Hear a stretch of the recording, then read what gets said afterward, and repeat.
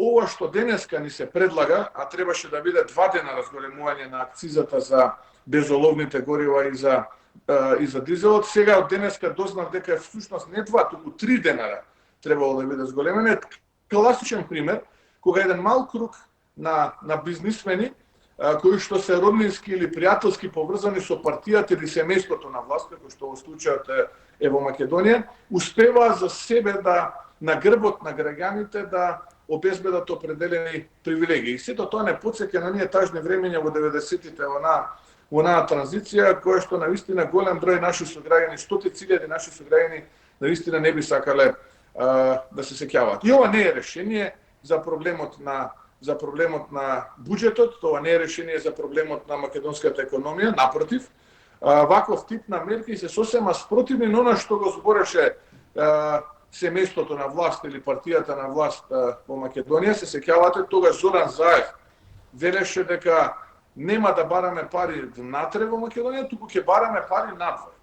Сега не само што не бараме пари надвор, не само што не сме кадрни да обезбедиме пари надвор, и не само што не сме кадрни да обезбедиме пари од внатрешната ликвидност, која што се уште е постојна во нашата држава, туку директно удираме по џебот на граѓаните. И како го правдаат тоа? Тоа го правдаат со тоа што цената на нафтата и нафтените деривати на светските берзи опаднала. Па добро, денеска опаднала. Еве, денеска стигна вест која што ја пренесува сите светски медиуми дека е постигнат договор за намалување на производството на нафтата, со автоматски ќе значи изголемување на цената на нафтата на светските берзи. Тогаш уште ќе остане ниска цената.